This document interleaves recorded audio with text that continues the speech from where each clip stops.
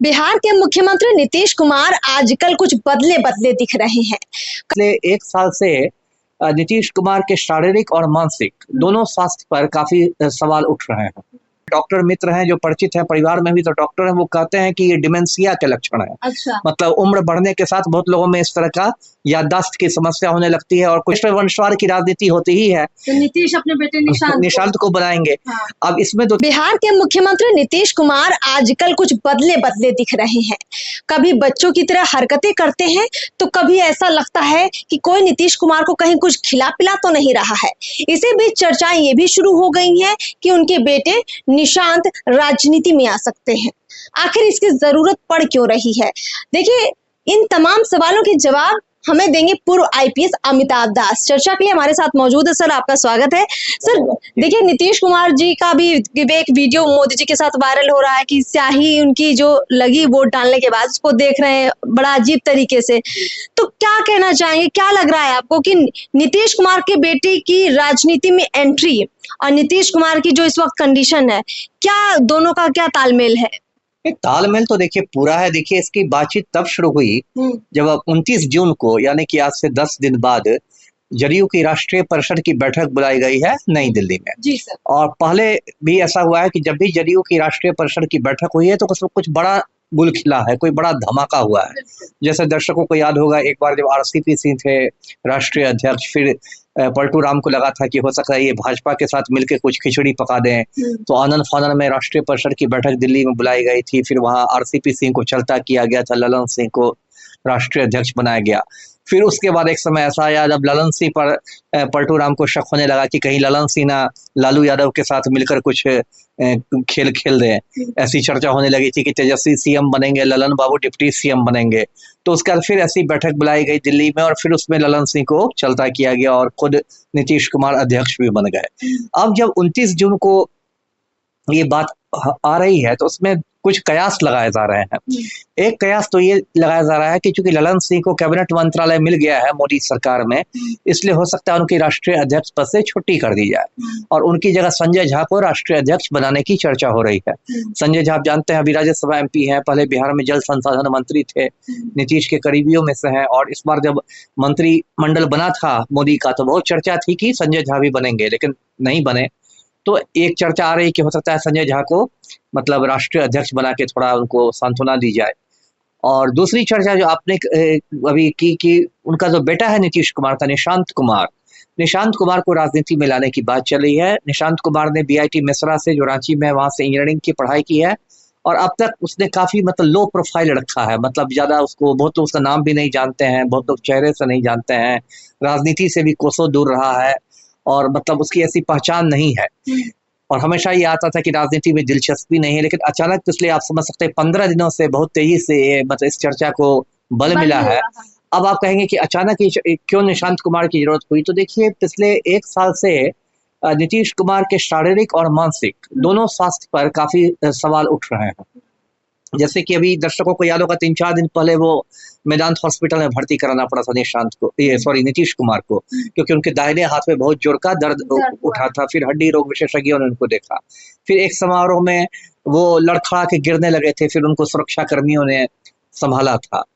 तो उसके बाद उनके मानसिक स्वास्थ्य पर भी सवाल, मतलब कुछ असामान्य हरकतें करने लगते हैं। अभी पिछले दिनों देखिए कि जो मंत्री हैं अशोक चौधरी और डिप्टी सीएम है विजय कुमार सिन्हा, नीतीश कुमार दोनों का सिर आपस में टकराते हैं। जैसे कि ठीक है, दोनों तिलक धारेंगे तो सर आपस में टकराए, मतलब ऐसे बचकानी जैसी हरकत। ये तो एक मुख्यमंत्री देख रहा है कि भाई इतनी मीडिया है, लोग हैं, हम सामाजिक कार्यक्रम में हैं, वहां पे नीतीश कुमार भूल जाते हैं। वही बात है। और एक बार जैसे कि महावीर चौधरी के श्रद्धांजलि सभा में गए थे, जो अशोक चौधरी के पिता थे, और वहाँ महावीर चौधरी की तस्वीर थी और नीतीश कुमार को फूल दिए गए और इनको जाके तस्वीर पर चढ़ानी थी तो इन्होंने जाके अशोक चौधरी के सर पर चढ़ा दिया। उनको जीते जी उनको श्रद्धांजलि दे दिया बेचारे अशोक चौधरी को। तो ये सब असामान्य हरकतें हैं। जैसे कि चुनाव प्रचार के दौरान 2-3 जगह नीतीश कुमार ने कह दिया कि हम लोग 4000 सीटें जीतने जा रहे हैं। नीतीश कुमार का क्या शॉर्ट मेमोरी लॉस हो रहा है? क्या ऐसा संभव है? देखिए, मैं तो डॉक्टर नहीं हूँ, लेकिन जो मेरे डॉक्टर मित्र हैं जो परिचित हैं, परिवार में भी तो डॉक्टर हैं, वो कहते हैं कि ये डिमेंशिया के लक्षण है। अच्छा। मतलब उम्र बढ़ने के साथ बहुत लोगों में इस तरह का याददाश्त की समस्या होने लगती है और कुछ हरकतें असामान्य होने लगती है। अल्जाइमर बीमारी होती है, उसमें भी इस तरह की बातें होने लगती है, कुछ भूल जाना। जैसे आजकल देखिएगा नीतीश कुमार बात बात पर किसी का पैर छू लेता है, हाँ।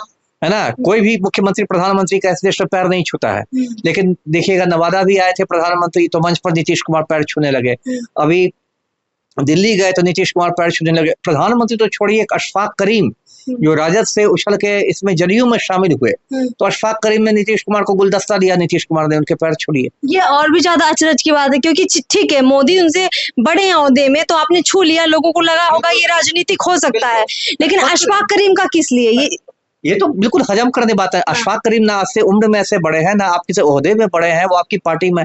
तो इसकी एक मतलब पैटर्न बन गया है कि उनकी हरकतें असामान्य होने लगी है। तो मुझे लगता है कि उनके आसपास के जो सलाहकारों ने उनको सलाह दी होगी कि अब आप पर उम्र का असर हो रहा है और इसके पहले कि ज्यादा असर हो जाए आप किसी को अपना उत्तराधिकारी बना दीजिए। इसीलिए उनके बेटे का जिक्र बेटे का हुआ, चूंकि ये तो मतलब हो गया। आप जैसे लालू ने तेजस्वी को अपना उत्तराधिकारी बनाया या रामविलास पासवान ने चिराग पासवान को, तो ये तो इस देश में वंशवाद की राजनीति होती ही है। तो नीतीश अपने बेटे निशांत को बनाएंगे। अब इसमें दो तीन बातें हैं। एक तो ये कि नीतीश कुमार ने मतलब लालू के परिवारवाद को लेकर हमेशा हमला किया है, लेकिन अब खुद अपने बेटे को लाएंगे तो उस पर भी लोग विरोधी निशाना साधेंगे कि हाँ कि अब कहाँ गया, अब कहाँ गया परिवारवाद पलटूराम, है ना। अब तो अपने बेटे को ले आया, आपको जदयू का कोई कार्यकर्ता नहीं मिला। और एक बात ये भी देख रहा है कि निशांत कुमार का देखिए उतना राजनीतिक अनुभव है नहीं, पता नहीं वो कितना ठीक से काम करेंगे कि नहीं। और ये भी हो सकता है कि जदयू के जो पुराने नेता है, जो सीनियर नेता है, उनमें भी हो सकता है अंदर से कुछ असंतोष की भावना हो कि हम लोग को दरकिनार करके एक मतलब इनको पैराशूट किया जा रहा है निशांत कुमार को। तो ये सब भी चीजें देखनी पड़ेगी। इसलिए मुझे लगता है कि अभी सीधे उत्तराधिकारी शब्द नहीं बताए नीतीश कुमार, पर राजनीति में धीरे से एंट्री करवा रहे हैं। हाँ, मतलब धीरे से चुपचाप कुछ बना देंगे, राष्ट्रीय महासचिव, महामंत्री, इस टाइप का। मतलब एक उनको ये दे देंगे जिससे कि लोग मानसिक रूप से तैयार हो जाए कि अब ये भी राजनीति में आ रहे हैं। एक तरह का उनका ये शुरू हो जाए, ट्रेनिंग प्रशिक्षण कार्यक्रम शुरू हो जाएगा। मतलब कहीं ना कहीं कुल मिलाकर ये संभावना दिख रही है कि नीतीश कुमार पिछले 1 साल से जिस तरीके से उनका मानसिक और शारीरिक स्वास्थ्य लोगों को कहीं ना कहीं लग रहा है कि उसमें दिक्कत है, तो उस वजह से निशांत कुमार के राजनीति में आने की चर्चाएं मेरे ख्याल से हो रही हैं। सर जी, सर बहुत बहुत शुक्रिया हमसे बातचीत करने के लिए। तो दर्शकों, ये एक बहुत बड़ी खबर है बिहार के लिए, बिहार की राजनीति के लिए, क्योंकि नीतीश कुमार जैसी राजनीति करना आसान नहीं है, लेकिन अगर नीतीश कुमार अपने बेटे को पिछले दरवाजे से ही सही अगर राजनीति में एंट्री करवाते हैं तो इसके बहुत बड़े मायने हो सकते हैं। अब नीतीश कुमार को क्या दिक्कत है ये तो जांच का विषय है, ये तो डॉक्टर उनकी जांच करने के बाद ही बता पाएंगे, लेकिन उनके जो हाव भाव है वो कहीं ना कहीं बता रहे हैं कि कुछ तो अंदर गड़बड़ चल रहा है। फिलहाल इस खबर में इतना ही। चैनल को सब्सक्राइब कीजिए। नमस्कार।